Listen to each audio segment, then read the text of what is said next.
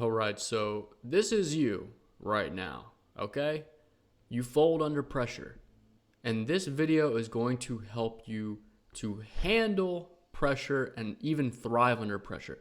I'm going to tell you right now, we can't completely erase pressure. You can relieve it pretty good and minimize it. But it's all about how do we deal with it. And you got to think about this for a second. When you're in practice, this is the thing that I noticed after a while when I really started to analyze why I was so nervous all the time, why I put so much pressure on myself. I noticed that in practice, I didn't have it. Then I got into the game, and all of a sudden I had all this pressure, and that really didn't make logical sense to me. It doesn't make logical sense if you really think about it. And I was like, well, why can't I just play free? Why can't I play worry free? And I'm going to talk about in this video what pressure is, why it happens, and then how to reduce it or release it, and how you can start playing to your potential and stop folding under pressure. So what is pressure? All right. Pressure builds within us when energy is confined and it needs to be released. This is what we look like when we start developing pressure. This is all our little thoughts just bubbling up, going crazy, and you feel it, right? They build up inside of us. But really, we got to reframe how we view pressure. It's just stored energy within us in a constrained system. So it builds up and builds up. Eventually, the tank has to explode, right? The pipe has to burst, the container has to burst, or the valve has to release that steam. So this is how you can think about it within yourself, all right? When everything flows, there's no pressure. So even though we might have thoughts of nervousness, all right, some kind of worry, that's just showing that we care about our sport. But if we learn how to release pressure, we're going to minimize its impact. But when things get trapped or resisted or suppressed within us, then that pressure is going to build up. And that's when our mind starts going crazy. Our self-talk starts going crazy and creating all these scenarios that really aren't going to happen. So what causes pressure? First one, obviously we just talked about it, suppressed energy. So this is things like emotions we are not expressing, thoughts that we are trying to resist. When I was younger, I tried to, my first way of dealing with nervousness or stress was to just push it down and try to suppress it, try to act like I wasn't nervous. What did that do? It just made the nervousness get that much stronger, and that's when pressure would start to build up within me. Or if there's anything we're holding back, our body basically becomes a sealed container. So this is us with energy flowing freely throughout our body. It starts to get stuck certain places in our body, and it literally stores in our body. And we have to become a free-flowing system. The second way that pressure happens is when there are conflicting forces within us. So basically, we have different voices inside of our head telling us to do different things. Conflicting feelings when there's a difference between I want this, right, versus I shouldn't do this. So I want to win, but I shouldn't mess up. And that's a lot of time as an athlete, the battle that we are fighting. Fear versus desire. Our fear of messing up versus our desire to be our best and to win. When we have very high expectations, abnormally high expectations for ourselves, if we expect perfection, this only just fuels the war inside of us. And so when we have these multiple voices fighting for space in our head, what it does is it creates friction or it creates resistance. You got forces going in opposite directions. The friction only makes the pressure build that much more. The third thing, cognitive overload. Very common thing these days, especially when we are bombarding ourselves with all this different information from our phones. You can feel it when you're scrolling, getting all this stimuli.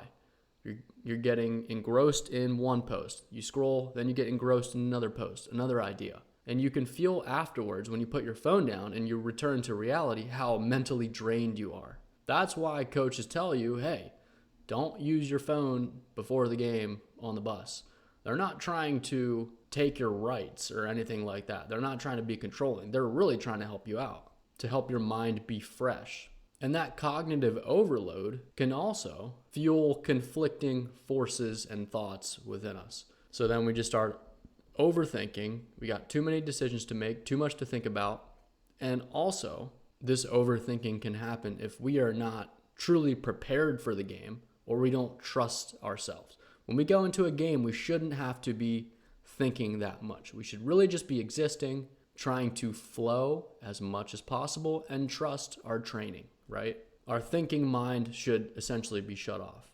And this is the most important reason. The number one thing that creates pressure is perceiving the game as high stakes. We get into a game, everyone is watching us. There's something on the line, right? We could win or we could lose. We could mess up in front of tons of people. We could let our teammates down or our coaches down. And so we create this idea in our head that this moment really matters. It is very important. And it creates all of this pressure. But if you look at this graph right here, this is what's going on. So you got on this axis performance, and then you got perceived stakes, how much you think this moment matters on this axis. So if you think the stakes are really low, if you don't care, your performance is going to be down, right? You're not going to be driven to even try. You start to perceive that the stakes are higher. You assign more importance to the situation. Your performance is going to go up because you're really fully engaging yourself and you're trying. But then there's a point where if we perceive that the stakes are too high, our performance is going to suffer. And that's when we choke. That's when we tense up. So this is what happened to me. I was subconsciously activating my threat or alert system. I was activating the stress response. My brain was saying, this matters a lot. I can't fail. And these are common thoughts you have probably experienced, all right? Everyone is watching. If I mess this up, I'll look bad. This moment determines everything. I must win. I have to be perfect. I must perform well. This is a common one. I must perform well for this college coach. This college coach ain't really going to notice your mistakes. College coaches can see past that. They're more so trying to see, are you a good teammate? Are you going to be a positive impact for their program? You don't have to be perfect. They don't expect perfection. But again, all these thoughts start to bubble up inside of us, and there's no way for us to release them. And I just had to put this in here, all right? Any fear created in your head related to sports, it's not real. It's just a stinking sport. It is not that serious, no matter how high you think the stakes are. In the end, you got to remember, like, it's just a sport. That's the power that we have. We control how important we make that game. Now, we don't want to, not care at all. Then we're not even going to show up and be driven to play our best. But we got to kind of take it off the pedestal a little bit. It's not a life or death situation. But by making it super serious and important, all these stress responses start. We release cortisol, the stress hormone, and adrenaline. And we enter I'm sure you've heard of it, the fight or flight state. Really, our brain is producing all these hormones to ensure that we survive. Again, this freaking sport is not a life or death situation. So we're often overestimating threats to ensure our survival. Are you going to die? No, you're not. That's the first thing I had to notice within myself, is that I was doing this. I didn't even realize it. I was making it a life or death situation, and I was eating myself alive because I assigned so much importance to it. So stress hormones, start noticing these when you get really stressed, anxious, feel all that pressure. You'll notice that your heart rate is increasing. Your breathing becomes very shallow and it speeds up. You might not even be breathing at all. Your muscles become very tense. You might experience narrowed focus like tunnel vision or memory loss, heightened awareness, or digestive issues. So if you are operating in this fight or flight state, this is the sympathetic nervous system, the fight or flight response. What we need to do is we need to chill ourselves out and operate the parasympathetic nervous system, the rest and digest system, where we are calm, we are loose, our heart rate is decreased, we are actually breathing fully, slowly, And so that's what we're going to talk about next, how to release all this pressure buildup. So we're not going to push down those initial thoughts of nervousness. Oh my gosh, this game is so important. What if I mess up? What if I lose? We're not going to push those thoughts down or try to deny them. We're going to let them flow through us, all right? We don't fight pressure. We already know that. We got to open our system. Pressure can only build in a closed, confined system when energy gets confined. We have to open it up and not just push down our nervousness, avoid our feelings.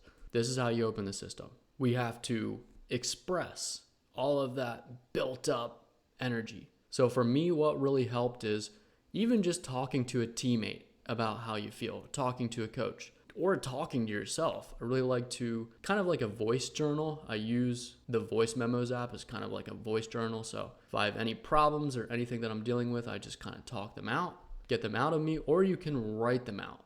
And a lot of times when you really try to write out, okay, why am I nervous? What am I nervous about? You'll realize that there's no substance to your fears or your worries or your stresses. You find out that when it comes to being an athlete, there's really not much to worry about. It's not the end of the world if you screw up, if you fail, right? A lot of us are just trying to run from failure. We have to fail to get better. We should be embracing failure. Also, instead of just sitting and being tense, I like to just move, shake my body out, get loose. The next way to get things flowing is to take control of your breathing. Stop that shallow breathing. The breath is like the main anchor for me. I talked about in previous videos that I can use to kind of pull my focus back from worrying about the future, stressing over the past.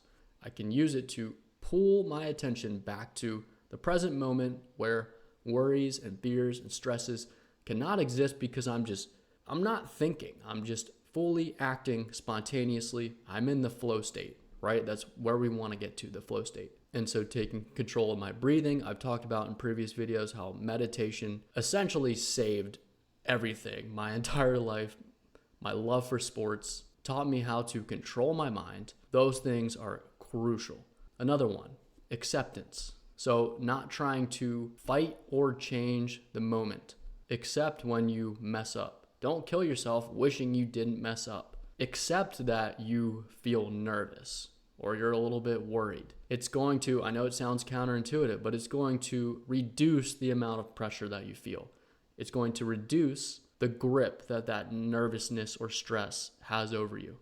Accept it as just a natural thing, shows you're excited. It's energy for you to use. And then you gotta detach from the results. You gotta detach from obsessing over winning. You wanting to win so bad is making you play worse. You wanting to be perfect is ruining your chances of ever playing at your highest level. Being worried about getting benched, playing time. What is anyone else, my coaches, teammates, fans, parents, what are they gonna think? We have to detach from all of that. And really, I still playing adult sports now. I still have to tell myself this going into every time I play because I do get worried about, am I going to win or lose? Are the teams that I play, are they going to be better than me? I really want to win, but I need to tell myself the goal today is just to have fun.